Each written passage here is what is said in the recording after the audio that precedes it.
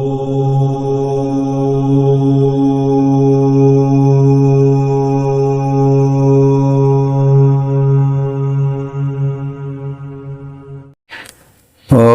विश्वांदो सवितर्दुल्तान परासु यद्भद्रम तन्मयासु। ओम भद्रम कर्णेभिः शृणुयाम देवा भद्रम पश्येमाक्षभिर्यजत्रा स्त्रीरंगैस्तुष्वांसतनुभिर्विषेमहि देवहितमेदायुः। ओम वेद प्रेमियों स्तुति श्रोताओं, संप्रति हम सब यजुर्वेद के 11वें अध्याय के 91वें मंत्र की व्याख्या में प्रवेश करने जा रहे हैं। मंत्र का शीर्षक है रस का जलीय रूप। अब संबंधित मंत्र का सर्वप्रथम सस्वर पाठ हो जाए।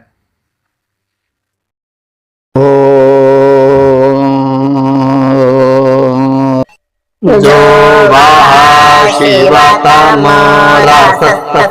भाजयते हना उषातिरिव मातरः। इस 51वें मंत्र में जल के रसीय रूप की प्राप्ति की इच्छा है और एतदर्थ जलों से प्रार्थना की जा रही है कि हे जलों, वह तुम्हारा यह जो शिवतमः रस कल्याणकर रस है, जूस है, तो जल जूस भी जो है वह एक तरह से जल ही है, लेकिन वह जल में उत्तम माना गया है। रसो हम अप्सु कौन्तेय, गीता में भी कहा है कि मैं अप्सु माने जलों में रस हूँ। तो रस भी जल का ही एक रूप है, लेकिन उसका उत्कृष्टतम रूप है। तो हे जलो, तुम्हारा जो शिवतमः रस कल्याणकर रूप रस रूप में विद्यमान है, यह यहाँ इस यज्ञ स्थल पर न हम सबको तस्य भाजत उसका रसास्वादन कराए और हमें पोषण प्रदान करे। कैसे? उषती मातरा,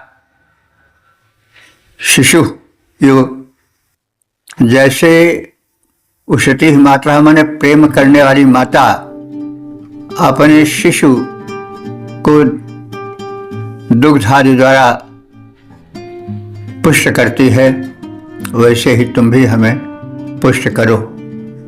तो हे जलों, तुम्हारा जो कल्याणकर रूप रस है वह विद्यमान है, उसको हमें रसास्वादित कराओ, उसका हम रसास्वादन करें। तुम हमें अपने द्वारा वैसे ही पुष्ट बनाओ जैसे वात्सल्य से भरी माताएं शिशुओं को दुग्ध रस से पुष्ट करती हैं। पद रूपांतरण है, हे जलों, श्रेष्ठ रस से तुम हमको पुष्ट बनाओ, वैसे हे जलो श्रेष्ठ निज रस से तुम हम सबको पुष्ट बनाओ, वैसे वत्सला जननी निज पय से शिशु को पुष्ट बनाती जैसे। ओ वेद प्रेमियों, सुधी श्रोताओं, संप्रति हम सब यजुर्वेद के 11वें अध्याय के 52वें मंत्र की व्याख्या में प्रवेश करने जा रहे हैं। मंत्र का शीर्षक है जल से रसीय गुण की उपलब्धि। अब संबंधित मंत्र का सस्वर पाठ हो जाए।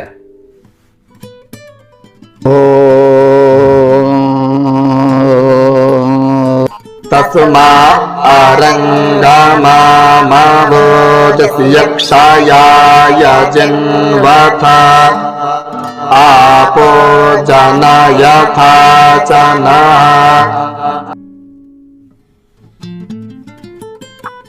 इस 52वें मंत्र में यह कथित है कि जल के रसीय गुण का हम सब पर्याप्त मात्रा में उपभोग करें, वे हमको उपलब्ध होते रहें ताकि हम स्वस्थ और सात्विक मन वाले बने रहें। तो हे जलों आपाह, हे जलों, जल आप शब्द है नहीं, आप सदैव बहुस्नांत होता है संस्कृत में। तो आपाह, हे जलों,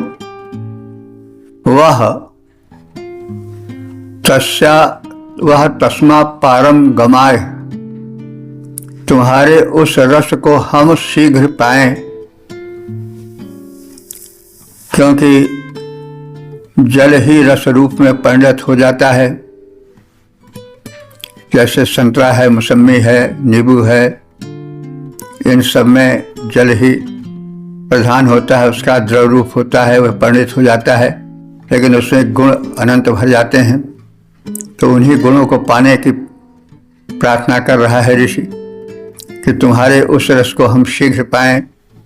यश क्षयाय जिन्नोत, यश माने जिसके, क्षयाय, क्षय कहते हैं निवास को, ये क्षयाय निवास के लिए, यश क्षवाय जिन्नोत, जिसके निवास के लिए उत्पन्न हुए हो। यानी हे जल, हे रसों, तुम मनुष्यों को पौष्टिकता प्रदान के लिए उत्पन्न हुए हो, इसलिए हम तुम्हारे उस सात्विक पौष्टिकता को प्राप्त करें। न जनयत, हमको उत्पन्न करने वाले बनो, अर्थात हमें ऊर्जा, सात्विकता, बल, वैभव आदि उत्पन्न करो। हे जलों, जिस गुण के द्वारा तुम हम सबको उत्पन्न करते हो, पोषण प्रदान करते हो, तुम्हारा वह रसीय गुण हमें पर्याप्त मात्रा में उपलब्ध होता रहे, ताकि हम सुखी और सात्विक जीवन बिता सकें। पद रूपांतरण, हे जलों, तृप्त करते हो जग को, जिस निज गुण के द्वारा, जिस गुण से विश्व उत्पत्ति पोषण पाता जग सारा, जनोपयोगी उस गुण से मंडित हम सब हो जाएं, पुष्ट स्वयं बन जाएं, प्राणी सेवा में निरत दिखाएं।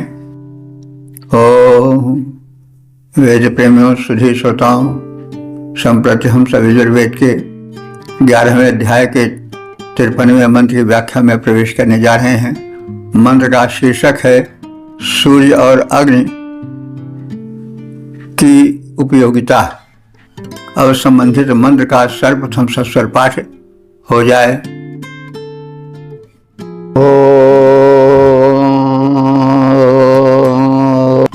मित्रा सृज्या पृथिवीं भूमिं सचियो तीखासा सुजातं जाता वेदा समायक्ष्मायत्वा सद्गुं सृजामि प्रजाभ्यः।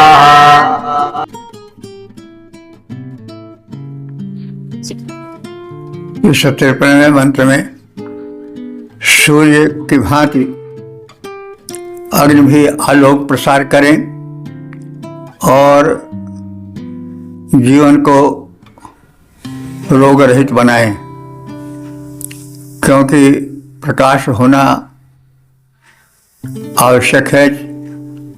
आंतरिक प्रकाश हो, आध्यात्मिक प्रकाश हो, बाह्य प्रकाश हो, और आरोग्य का होना भी आवश्यक है, क्योंकि बिना प्रकाश के या ज्ञान के और बिना आरोग्य के कोई काम सफल नहीं हो सकता है।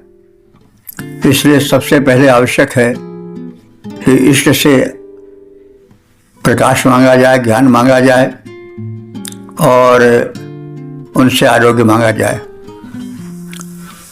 मित्र देवता को, सूर्य देवता को संबोधित करते हुए कहा जा रहा है कि मित्र देवता ज्योतिषाः, अपनी ज्योति के साथ पृथ्वीं च भूमिं च, पृथ्वी या और भूमि दो शब्द हैं, देखने में तो एक दूसरे के पर्यायवाची हैं, लेकिन नहीं, पृथ्वी का अर्थ हुआ विस्तृत अंतरिक्ष लोक। पृथ्वी विस्तृत होता है, तो पृथ्वी इसलिए पृथ्वी कही जाती है कि वह पृथ्वी है, विस्तृत है।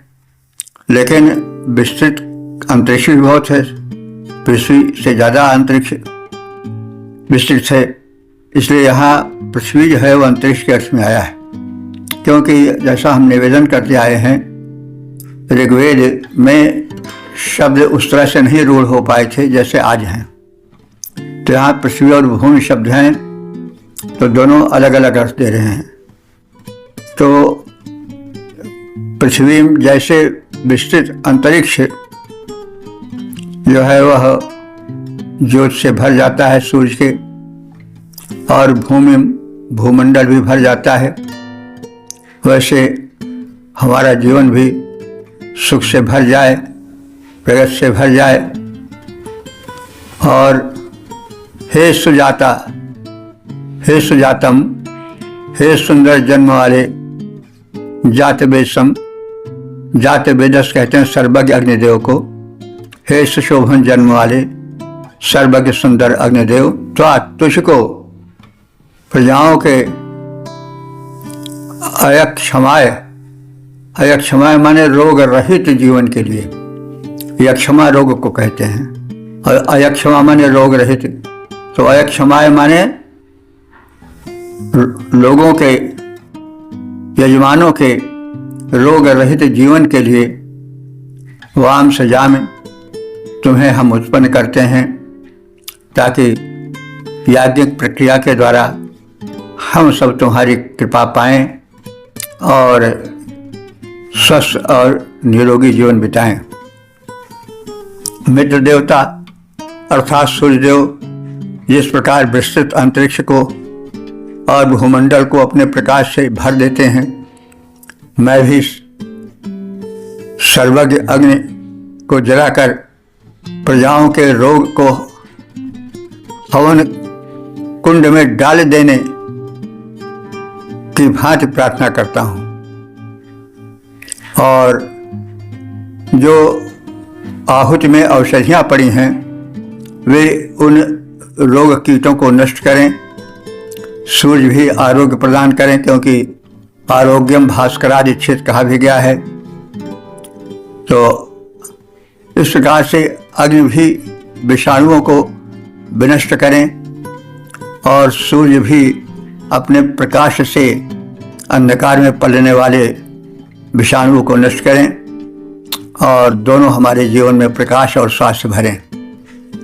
पद्य रूपांतरण है, उस लोक और आरोग्य सूर्य भरते नभतल भूतल में जैसे। लोक और आलोक और आरोग्य सूर्य भरते नभतल भूतल में जैसे, अग्नि उभय को आहुति के द्वारा भर देते हैं वैसे। ओम वेद प्रेमियों, सुधी श्रोताओं, संप्रति हम सभी यजुर्वेद के 11वें अध्याय के 54वें मंत्र की व्याख्या में प्रवेश करने जा रहे हैं। मंत्र का शीर्षक है तेजस्वी रुद्रदेव। अब संबंधित मंत्र का सर्वप्रथम सस्वर पाठ हो जाए।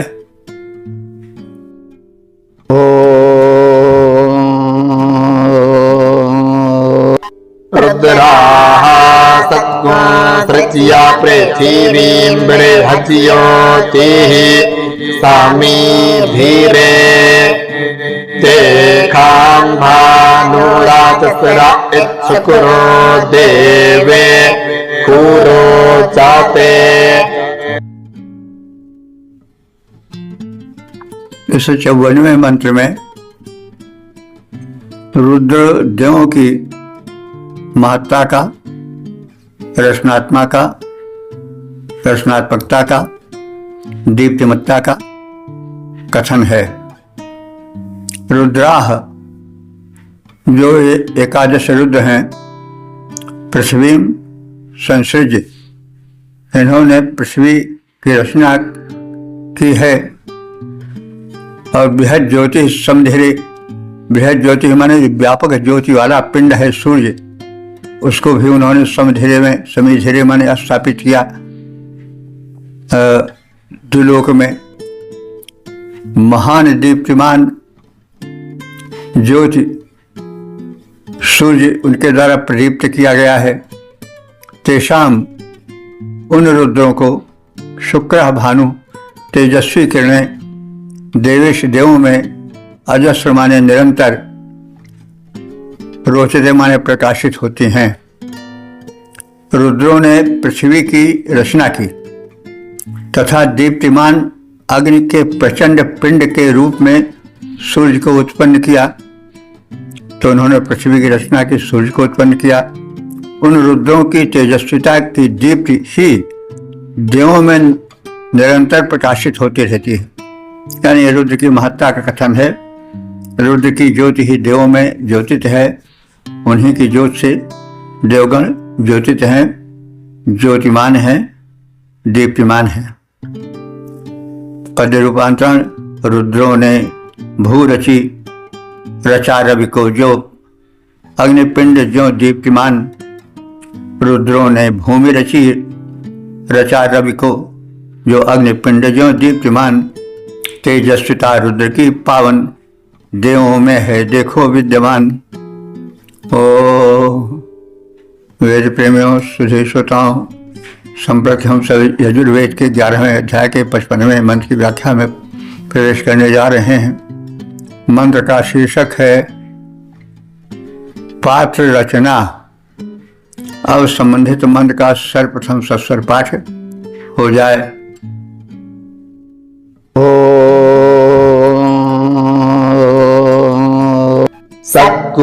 सृष्टां वासुभिरुद्रैर्धीरैः कर्मण्यामृतं मा हस्ताभ्यां मृद्वीं कृत्वा बाली कृणोतु तां मा। इस 55वें मंत्र में यज्ञ प्रयोजन के लिए उपयोगी पात्रों की रचना की भूमिका दिखाई पड़ती है और उसमें दिव्य शक्तियों से प्रार्थना भी की गई है कि वे इस प्रयोजन पर यज्ञीय पात्रों के निर्माण में सहायक हों।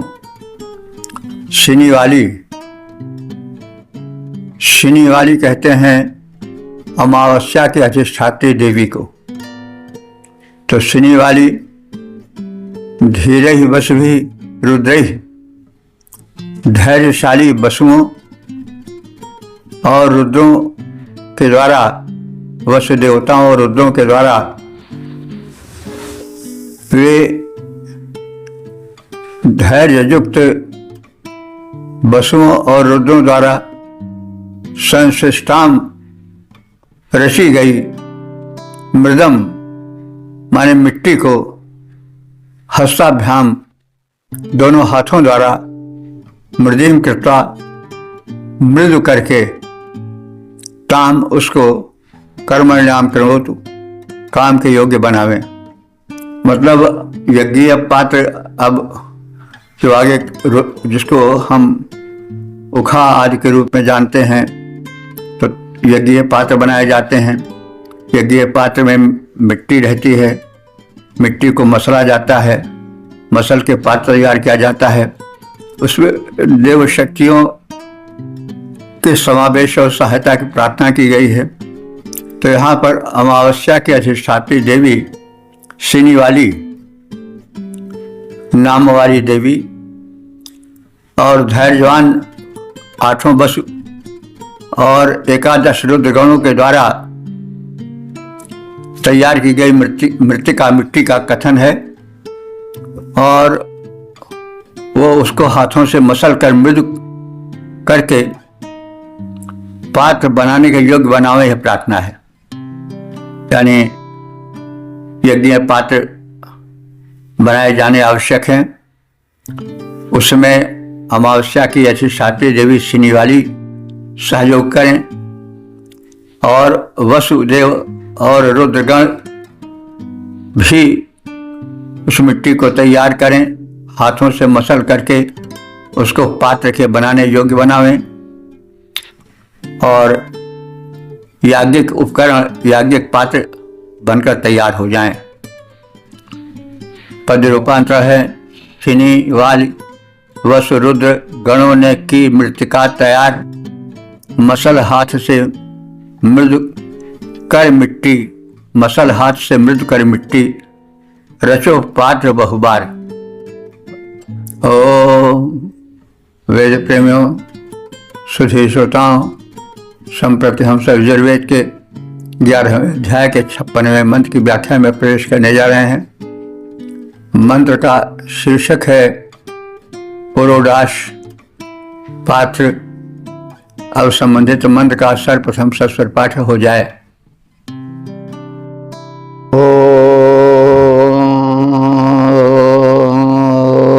सेने बाली सुका पत्ता सुकुरी रासवौपशा सात भियामदिते महजो खान्दाधातु हस्तायो।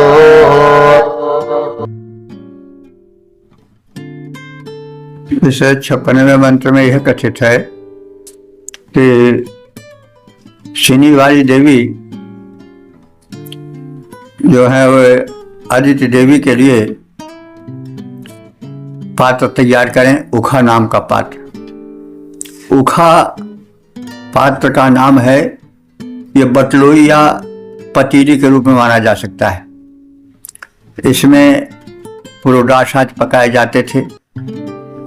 तो हमारे यहाँ याज्ञिक विधान है, मान्यता है कि किसी वस्तु को जड़ मान करके यूं ही न कर दो, बल्कि उसमें चेतना भरी मान करके पहले उसकी प्रार्थना करो, क्योंकि कणकण में सोई साई रमता, वो परमात्मा तो कणकण में है। इसलिए किसी वस्तु को जड़ मान करके उसकी अपेक्षा मत करो, उसको चेतनवत मानकर उसकी प्रार्थना करो। आदित्य, हे आदित्य देवी, आदित्यों की माता अथवा अखंड शक्ति रूपा देवी, मही माने विस्तृत होता है, मही पृथ्वी के लिए रूढ़ है, लेकिन वास्तव में मही शब्द जो है वह मूल रूप में व्यापक के लिए, विस्तार के लिए आया है। तो यहाँ मही जो है वह विस्तृत महान शक्ति से संपन्न के लिए आया है। तो आदित्य देवी महान शक्ति संपन्न है। सुकरपदा वो शोभन केशों वाली, सकुरीना माने उत्तम आभूषणों वाली, सोपशा माने श्रेष्ठ अंगों वाली, शनि वाली, अमावस्या रात्रि की अधिष्ठात्री देवी। ये जो विशेषण है कि सुकरपदा शोभन केशों वाली, करपद जटा को कहते हैं, कपर्द जटा को कहते हैं, इसीलिए शंकर जी को कपर्दी भी कहा जाता है, उनकी बड़ी बड़ी लंबी लंबी जटाएं हैं। तो सुकरपदा माने सुंदर कपर्द वाली, जटाओं वाली, केशों वाली, और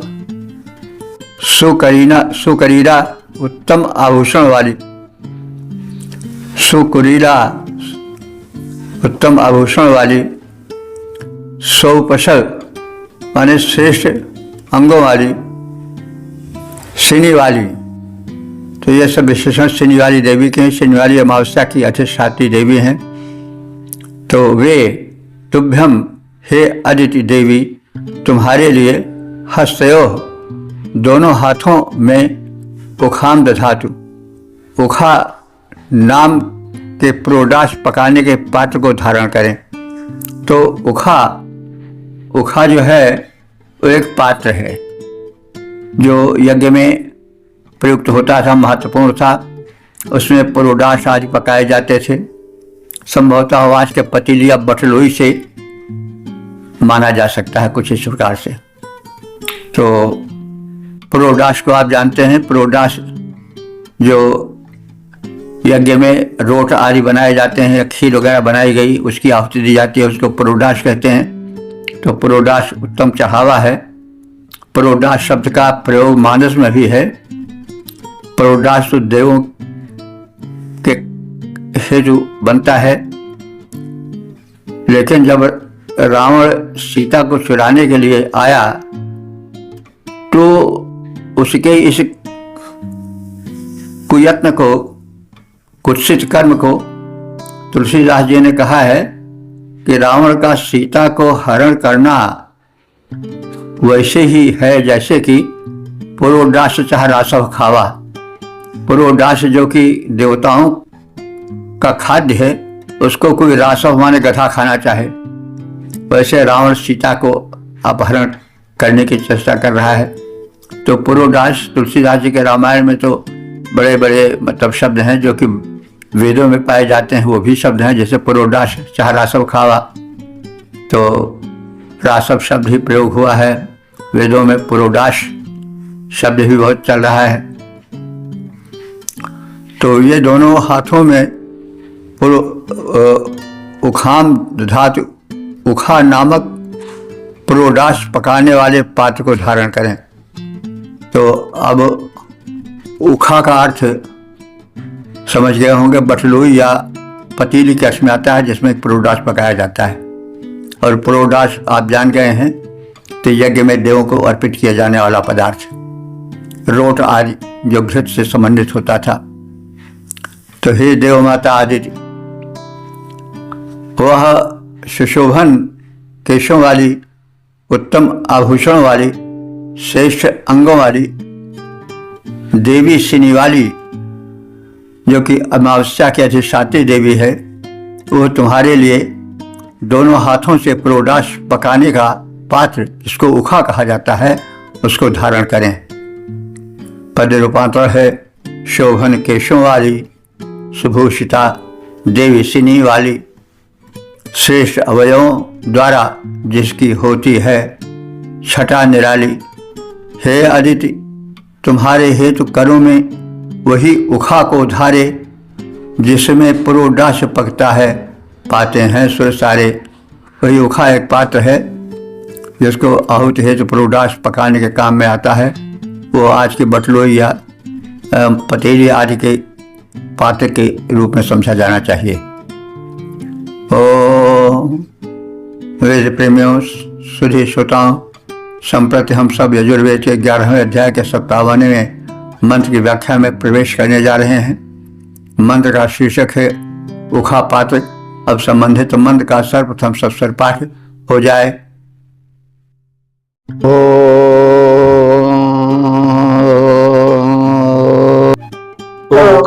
उखांग्रेणोतु शक्तिया बाहुभिया मादितर्भिया माता पुत्रं जाथोपस्थे साक्यमिं बिभर्तु गर्भा माखस्या शिरोति। इस 57वें मंत्र में आदित्य देवी, जो कि आदित्यों की माता हैं अथवा अखंड शक्ति के स्रोत हैं, वह उखा पात्र को ग्रहण करें पहले, जिससे उसमें शक्तिमत्ता और महत्ता का प्रवेश हो। तो अदिति ही, हे देव माता अदिति अथवा अखंड शक्ति अदिति, तुम अपनी शक्ति द्वारा विचार पूर्वक अपने दोनों हाथों में पाक पात्र उखा को धारण करो। तो धिया माने बुद्धि द्वारा, बाहुभ्याम माने भुजाओं द्वारा उखा पात्र को किणोर माने धारण करो। तो वो पाक पात्र है, उसमें पुरोडाश पकाया जाता था। तो वह उखा पात्र तुम हे आदित्य भी पहले धारण करो। सा माने वह उखा पात्र गर्भे गर्भ में अग्निम विभर्तु, अग्नि को धारण करे, यानी वह उखा पात्र उत्तम रीत से अग्नि यानी जो ताप हो उसको धारण करे, और जो उसमें पकाया जाता है प्रोडास को धारण करे। और उसके लिए उपमा दी जा रही है, कैसे? जैसे गर्भ में माता उपस्थ और अपनी गोद में, उपस्थ गोद को कहते हैं, अपने उपस्थ में अपने शिष्य को धारण करती है, वैसे हे अदिति देवी तुम प्रथम मुखा पात्र को धारण करो। आदित्य अपनी शक्ति द्वारा विचार पूर्वक अपने दोनों हाथों से पाक पात्र उखा को धारण करें। वह उखा पात्र उत्तम रीत से उसी प्रकार अपने बीच अग्नि को धारण करे, जिस प्रकार माता अपनी गोद में पुत्र को धारण करती है। तो उखा पात्र जब अग्नि पर चढ़ाया जाता है तो अग्नि उसके यानी अग्नि की ऊष्मा उसके भीतर आती है, तो उसमें ऊष्मा बनी रहे और ऊष्मा को वैसे उधारण करे जैसे माता पुत्र को धारण करती है प्रेम पूर्वक। तो इसलिए इस प्रकार से वह उखा पात्र उत्तम रीत से उसी प्रकार अपने बीच अग्नि की ऊष्मा को धारण करे, जिस प्रकार माता अपनी गोद में पुत्र को धारण करती है। हे पाक पात्र उखा, तुम यज्ञ के शीर्ष अर्थात प्रमुख पात्र हो, इसलिए तुम्हारी महिमा विशेष है। पद रूपांतर है, आदित्य उखा अग्नि को निज में धारें वैसे आदित्य उखा अग्नि को निज में धारें वैसे माता सुत को क्रोध मध्य निज धारण करती जैसे। ओम वेद प्रेमियों, सुधीर श्रोताओं, संप्रति हम सब यजुर्वेद के 11वें अध्याय के 58वें मंत्र की व्याख्या में प्रवेश करने जा रहे हैं। मंत्र का शीर्षक है उखा पात्र से निवेदन। अब संबंधित मंत्र का सर्वप्रथम सस्वर पाठ हो जाए।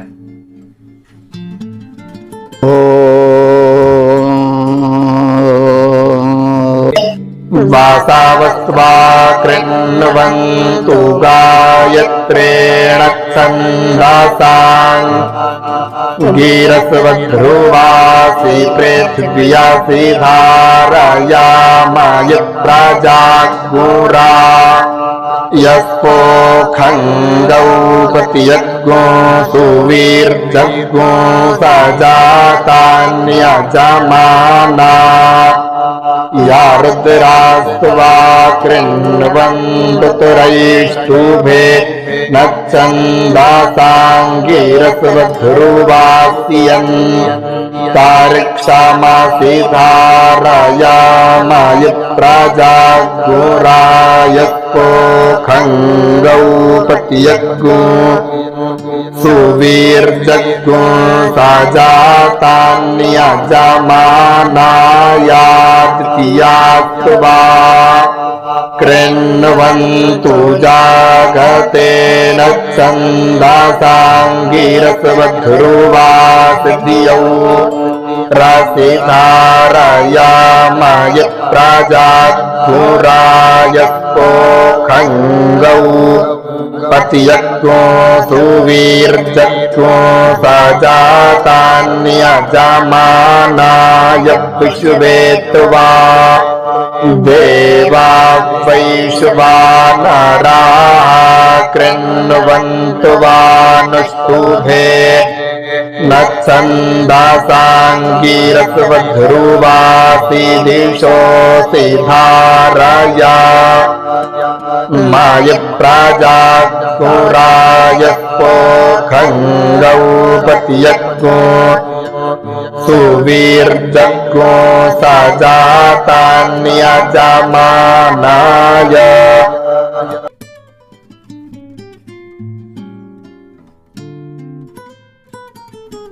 इसमें उखा पात्र जो यज्ञीय प्रयोजन का श्रेष्ठ पात्र था, उसके विषय में कहा जा रहा है कि दैवी शक्तियां उसमें आ जाएं और वो अत्यधिक यज्ञ प्रक्रिया को कराने में सक्षम हो जाए।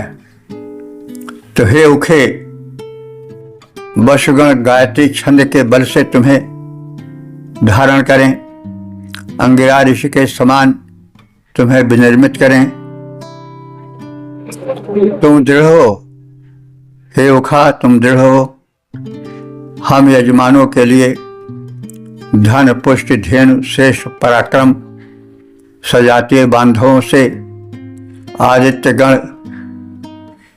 जगती छंद के प्रभाव से विषय देवा, अनुष्ठित छंद के प्रभाव से हे उखे, हे उखा पात्र तुम्हें ग्रहण करें, अंगिरा के सदृश तुम्हें सक्षम बनाएं। तुम दृढ़ होकर हम यजमानों को संतान प्रदान करो, धन प्रदान करो, पुष्ट प्रदान करो, श्रेष्ठ पराक्रम दो, गायें दो, गोधन प्रदान करो, श्रेष्ठ शौर्य प्रदान करो, सजातीय बांधवों का यथोचित सौहार्द प्रदान करो। हम अपने सजातीय बांधवों के प्रेम से वंचित न रहें, वे हमसे प्रेम करते रहें। तो ये सब उखा पात्र से संबंधित कहा जा रहा है, उसका इतना विशेषण दिया गया है। इससे प्रतीत होता है कि उखा पात्र की बड़ी महत्ता थी वैदिक यज्ञों में।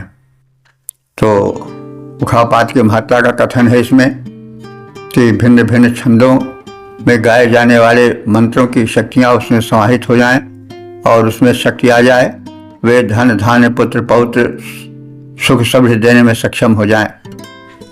तो हे उखे तुम्हें वसुगण, हे उखे तुम्हें वसुगण आदि देव, त्रिष्टुप आदि छंदों के द्वारा निर्मित कर दृढ़ करें, अंगिरा ऋषि समान कर प्यारा। तुम दो हम यजमानों को धन, संतति, शौर्य, सहारा। तुम दो हम यजमानों को धन, संतति, शौर्य, सहारा, सजातीय सौहार्द प्राप्त हो। हम सबको तेरे द्वारा। इस प्रकार से उखा पात्र की वंदना की गई और विविध छंदों के माध्यम से उनमें भरे भावों के द्वारा उनमें शक्तिमत्ता के प्रवेश की चेष्टा की गई है। तो यह कर्मकांडिक प्रक्रिया का अंग है और जो यज्ञ पात्र हैं उनकी भी वंदना होती है, उनका पूजन होता है। उसमें उखा पात्र प्रमुख पात्र है जिसकी इसमें वंदना की गई है, पूजा की गई है। तो इस प्रकार से हम इस सत्र के अंतर्गत यजुर्वेद के 11वें अध्याय के 51वें से 58वें मंत्र तक का संक्षिप्त ज्ञान प्राप्त किया। कुल 8 मंत्र इस क्रम में आ सके हैं।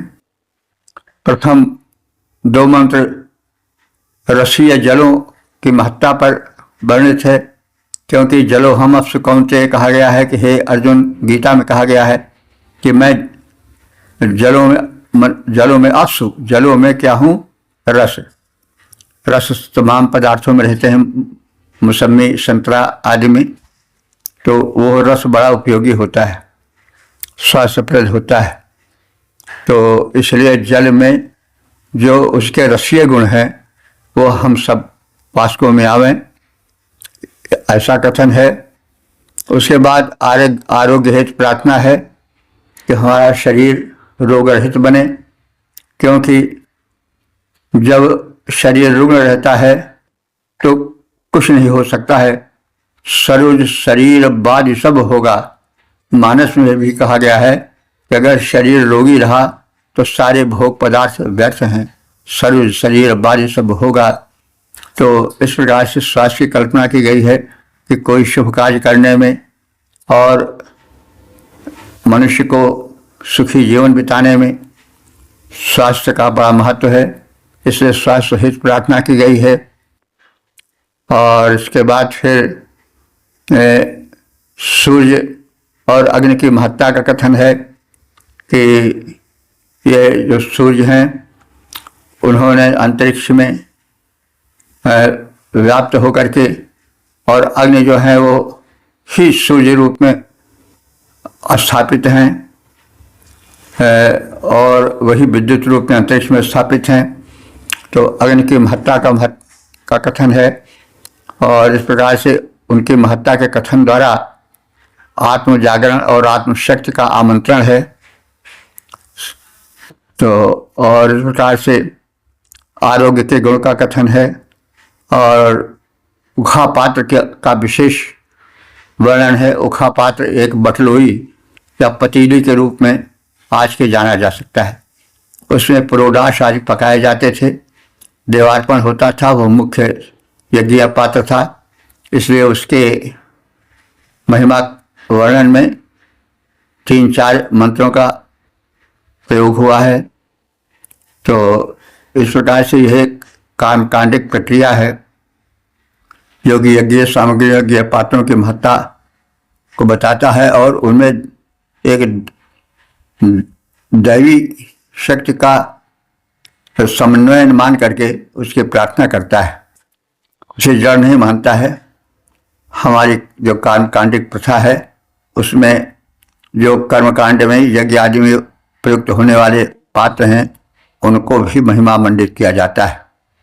ये भारतीय परंपरा है, और इसी भारतीय परंपरा का निर्वाह आज भी हो रहा है। तो वेदों का बहुत कुछ भाग आज भी चल रहा है, वैदिक मंत्र आज भी शुभ अवसरों पर पढ़े जा रहे हैं और पढ़े जाते रहे हैं। कभी वेद मंत्रों का पाठन बंद नहीं हुआ, और अब तो काफ़ी सुख सहूलियत सुविधाएं हैं, इससे वेद मंत्र का पठन पाठन आवश्यक है। वेद मंत्रों का अर्थ भी जानना चाहिए। हम एक छोटा सा प्रयत्न कर रहे हैं, आप सब और प्रयत्न करें और वेद के अर्थ को स्पष्ट करें, पढ़ें, पढ़ाएं, सुगम बनाएं। इस प्रार्थना के साथ ओम सर्वे भवन्तु सुखिनः, सर्वे सन्तु निरामयाः, सर्वे भद्राणि पश्यन्तु, मा कश्चित् दुःख भाग् भवेत्। ओम।